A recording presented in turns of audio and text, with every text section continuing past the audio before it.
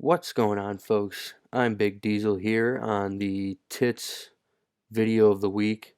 I'm going to start making one video of the week to go over the rankings and just some noticeable trends. We have an NHL version of the totally indisputable team ranking system, which is the TITS, ready to go for NHL season, which kicks off next week. But here today, we are going to be talking NFL Wildcard Weekend. Just for those of you who do not know, I'm going to introduce you to the totally indisputable team ranking system, and then we're going to go through each of the wildcard rankings.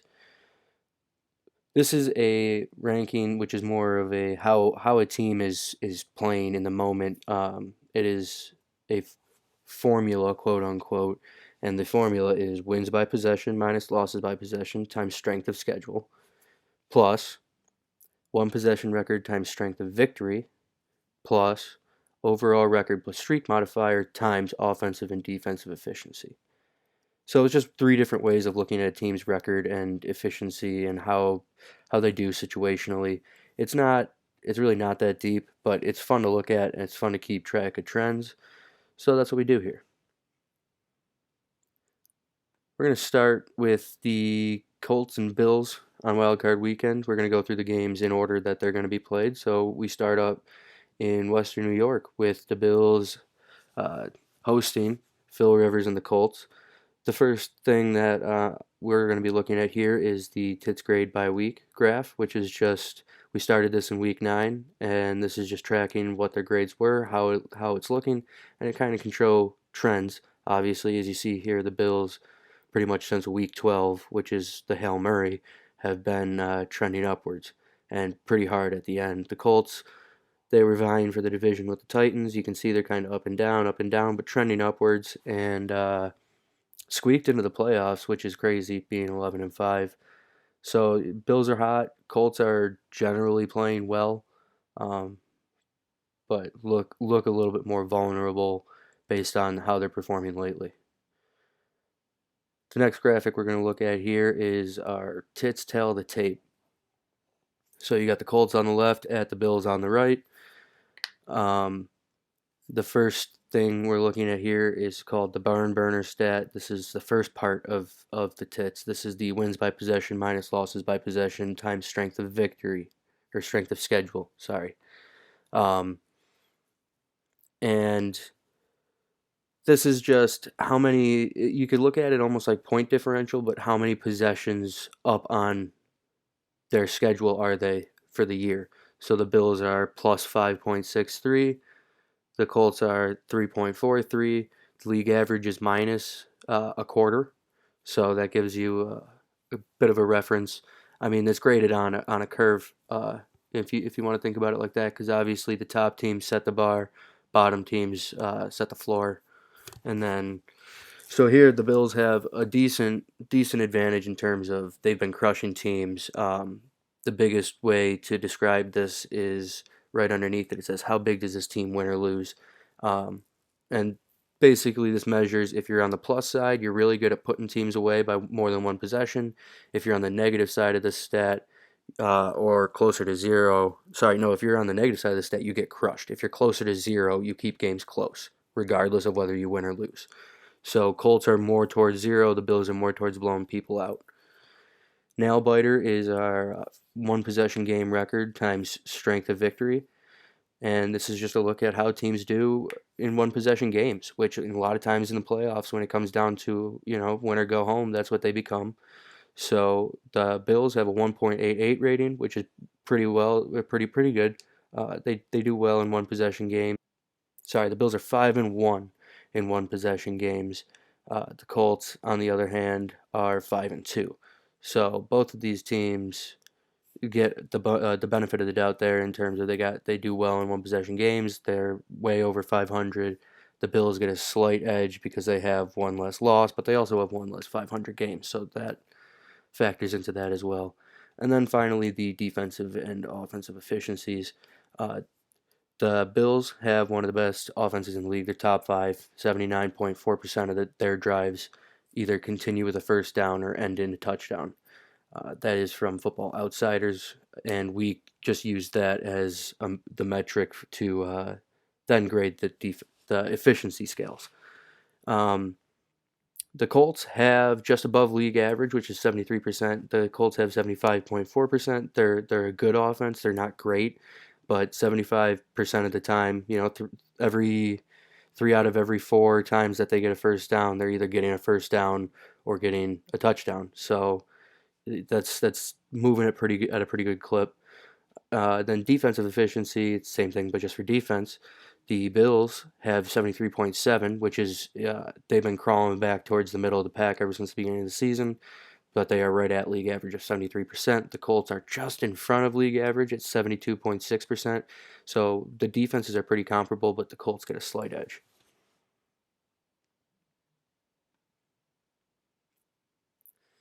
Moving on now, we got the Seahawks hosting the Rams. So first up is the graph of the tracker, the TITS grade tracker, and these two teams were competing for the division title right in the middle of the year, as you can see here. Week 9, of course, was right when the Seahawks lost to the Bills, so they start trailing down. LA's coming back up, and then they start clashing. And Seattle took control. Seattle took control week 16. They've been cruising. Obviously, Jared Goff going down with that thumb injury for the moment. We don't even know if he's playing. Whatever. Um, that's hurt the Rams here, but they're still a good team. But the Seahawks are, despite the fact that they're not throwing the ball well, they are coming in playing pretty well, especially on the defensive side. Now looking at the tail of the tape, barn burner, how big a team wins or loses. Seattle gets a 3.46 score.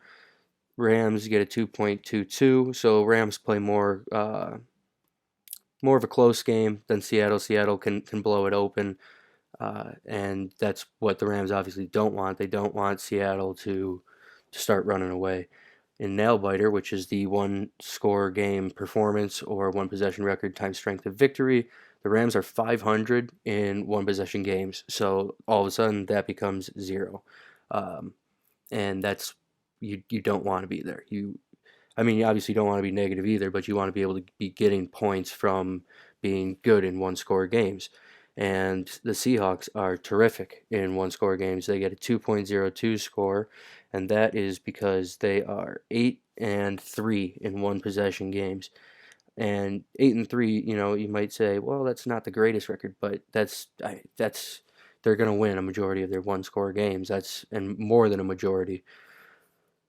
Moving on to the offensive efficiency, Seattle has an above average offense. They've been trailing off. They were elite for the early part of the season, but Russ has slowed down a bit. They get their running backs back though, so they're above league average of 73 with 75.6, and the Rams are just below league average of 72%. And with Jared Goff going down, that could seriously affect their efficiency as well and their ability to move the ball. On the defense, though, this is where things get interesting because Seattle has just below league average at 74.3% defensive efficiency. So they've been playing well lately, but the ball can still get moved on them. And it's not like the Rams don't have any offense.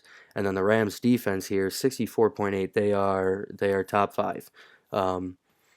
And that can switch the game. I should also mention when we talk about efficiency in terms of how we scale it for the team ranking system, the TITS, there's 5 categories. There's elite, there's good, there's average, there's bad, and then there's just trash. And here, so the elite is top 5 teams, and then you get like if you're top 12 of the league, you'll get the good score.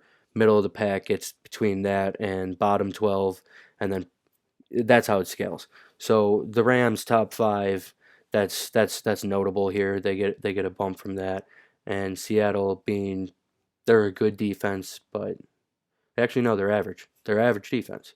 That's what that says.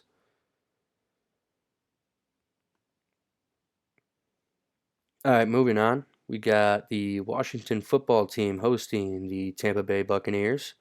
And everybody knows the NFC East was an absolute mess this year, and this is reflected in the chart. The fact that a team that was struggling to get a positive grade in this ended up being the division winner. It would have been regardless of who made it from the NFC East, but and then you see Tampa Bay here. Tampa Bay's a good team, but they didn't even win their division. And as you can see, right around week 14, they hit a low point. They're around like 4, which they were probably ranked around 12 in the rankings at the time.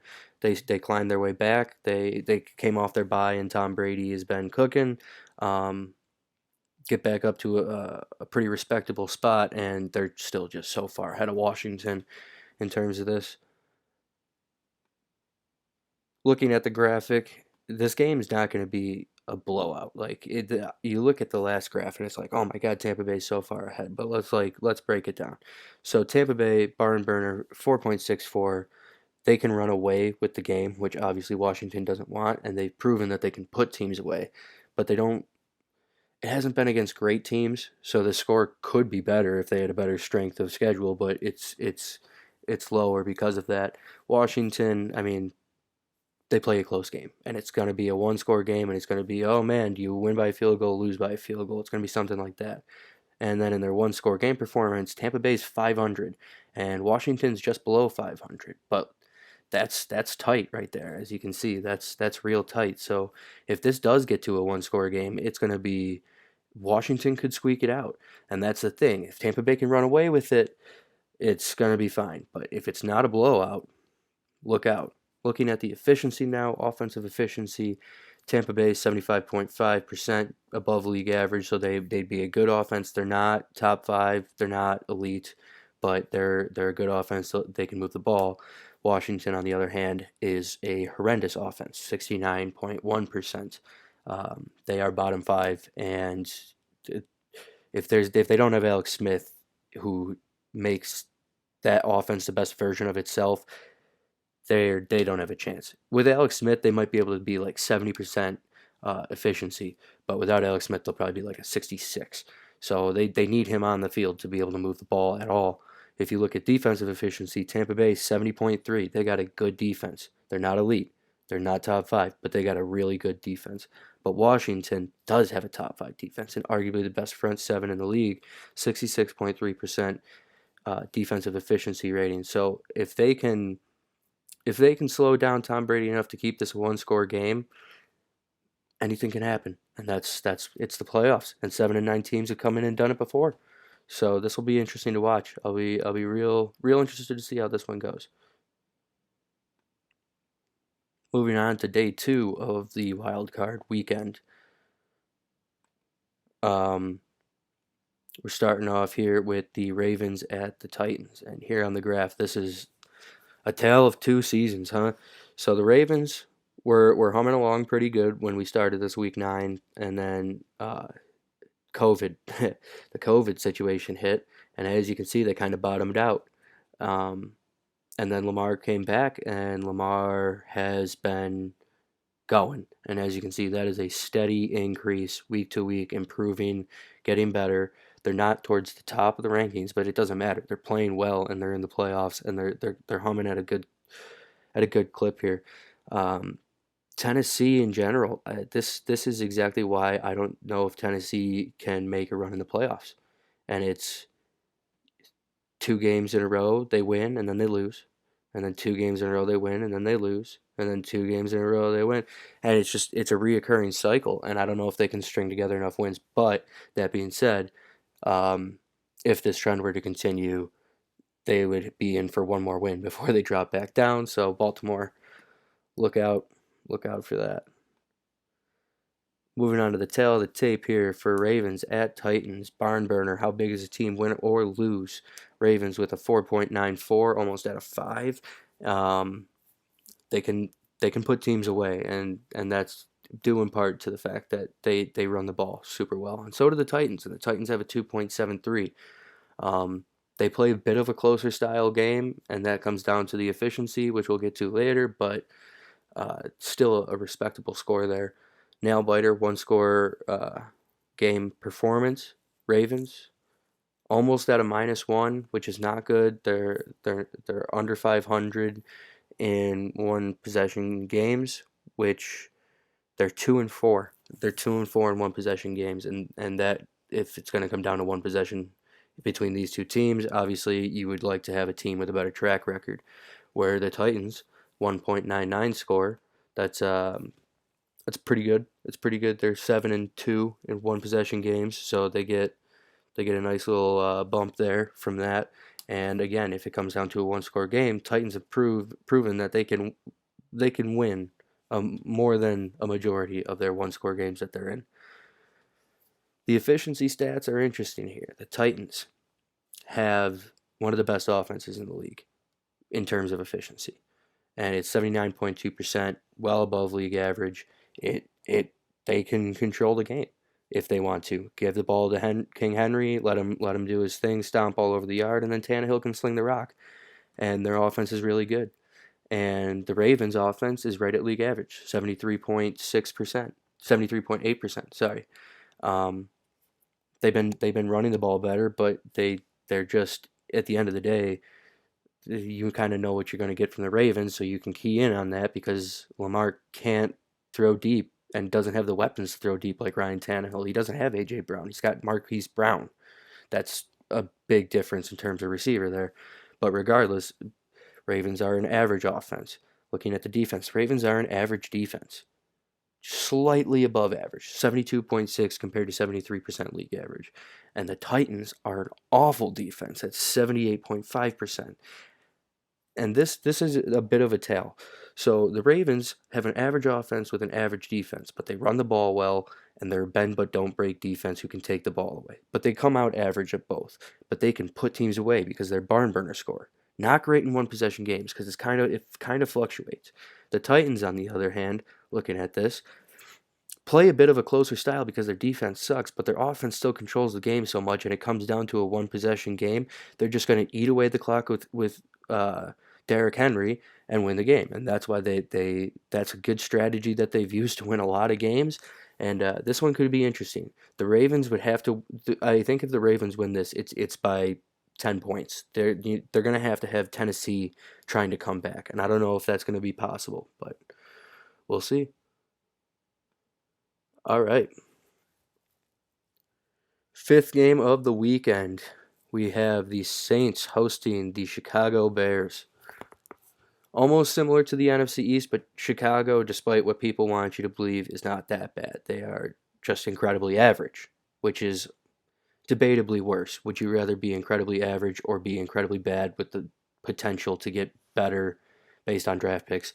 Regardless, Chicago, you can see they were trending down, kind of flipped it around there, week 14, scraped into the playoffs. They started off the season hot too, but on the other hand, right above them, you see the New Orleans Saints, and the Saints, a very good team. That little dip right there, that's when Drew Brees went out and Taysom Hill came in, and they weren't as efficient. They lost, and then Drew Brees comes back and they finish strong.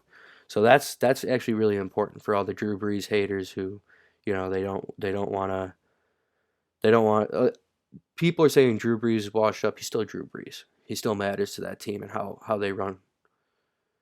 Tail of the tape, barn burner, Chicago, close game. They're gonna play a close game. They have to, almost similar to Washington. The thing is that they're slightly better at it than Washington, which gives them one more win on the year in positive rating versus a negative rating. New Orleans 5.05. They obviously they've shown they can put up like 35 points and hold a team to 10. They can run away with the game. They can get out ahead and then it's over because you're trying to play catch up all day, especially if Alvin Kamara gets going. But if we look at the one possession game performance, one score game performance, sorry, the nail biter score, the Saints 0.81, that's not bad, but if you get them in a close game, that's where they're vulnerable. They're 5-3 in one possession games, not great, but not bad. Like they're winning, they're above 500, but that is where you're going to get the Saints vulnerable. You're not going to blow out the Saints, but if you get them in a close game, you can win it, which is Chicago style. Chicago gets a 0.43 or 0.34 score in this because they are 6-5 in one possession games. So, like I said, they kind of play like Washington. It's going to come down to a field goal at the end because tough defense. They don't really have an offense, and who comes out better at the end? We think it's gonna we hope it's gonna be our guys based on how the field position lies. It's old Belichick style. It's awful football to watch, but that's what they're doing, and they made the playoffs with it. If you look at the efficiency numbers, Saints 76.1% offensive efficiency. I do believe they are top five. They are an elite offense. Still, they have weapons all over the place, and they'll move the ball on you. It doesn't matter who you are. And then the Bears, 71.4%. To be honest, since Mitch Trubisky's came back in, that's jumped up a lot. They were bottom of the league for a lot of the year. They were with Washington down in the high 60%, and they've jumped back up, and they're closing in on league average towards the end of the year. They're a bit more scary. They're a bit more scary. Mitch brings an element with the legs. I think he's playing better, and he's brought their efficiency up a lot. David Montgomery also has a lot to do with that. Defensive efficiency, the Bears' defensive efficiency has actually dropped 71.2%. They were in the high 60s when Nick Foles was playing, which is just above league average, so they're a good defense, and the Saints as well. They're a good defense. They're not elite. They're not at that. They're not below 70%, which is really kind of that mark, but they're real close to it. They have, again, they got talent all over the board. They got, you would call them defensive weapons in the secondary. They're a very good team. Final game of the weekend, we have the Pittsburgh Steelers hosting the Cleveland Browns. So here on the tracker, Pittsburgh, as we all know, started out 11-0, and if you win games, this rating system is gonna give you points because of that, and then it takes points away based on other parts of your performance. But wins or wins, and that's a saying around the NFL too. It's hard to win in the league. Like, you still play in professional teams no matter what your schedule is. Steelers started out 11-0, and then you see the dip, and it came hard, man. Washington, Buffalo, and all of a sudden they are rolling into week 17. They're resting starters, and they're floundering after holding the 1 seed for most of the year. Cleveland, on the other hand, despite that hiccup to the Jets, if you take out that hiccup to the Jets, they are on a steady track upwards. Similar to Baltimore, but for a longer period of time. And it's really been since Odell's out. Baker's been improving. And they're catching up to the Steelers. And I know that they played the backups last week, but it's still the third time that these teams are playing. I think the Cleveland Browns are going to have something up their sleeve for the Steelers. Looking at the tail of the tape here, barn burner score, Steelers, if they win, it's going to be because they win by more than one possession, I believe. This right here, this 4.16 shows that they usually will put a team away. The Browns, on the other hand, play a closer game because they run the ball a lot. It just eats up the clock. They don't have the greatest defense. End up with a 1.24 here. Nail biter score. Both of these teams terrific in one possession games. The Pittsburgh Steelers were 7-2, and the Cleveland Browns were 7-2. So there you go. If this comes down to one possession, it's anybody's ball game because both these teams they do very well at that point. Looking at the efficiency stats here, Cleveland 76.2%. They are a good offense. They're not elite, but they are a good offense, and they are playing better with Baker distributing the ball like he is, and they still have the two-headed monster back there. Pittsburgh at 70.8% are a bad offense. They're not down with the Jets and Washington, and even, they kind of are closer to the Bears. And that's exactly what this is saying. Right around 71%. It's not been good. They can't really run the ball, and it's just they can't really move the ball that well. Defensive efficiency, the Browns defense, 75.9%. Bad defense. So they got a good offense, but a bad defense. Pittsburgh, on the other hand, elite defense, 65%. That is the best defense. So Pittsburgh, bad offense, but elite defense. This is a very interesting matchup from that perspective. Does a good offense, bad defense win, or does a bad offense, elite defense win? That's where it's strength against strength, weakness versus weakness, and hey, playoffs, time to expose everybody. And that will wrap it up for this week of the TITS video of the week. We're going to do more of this going forward. I would have liked to do more of it in the NFL season, but we'll continue it through the playoffs, and we'll do a weekly NHL version as well. Thanks for joining, and feel free to leave a like on the Facebook page here or follow and check out our stuff, man.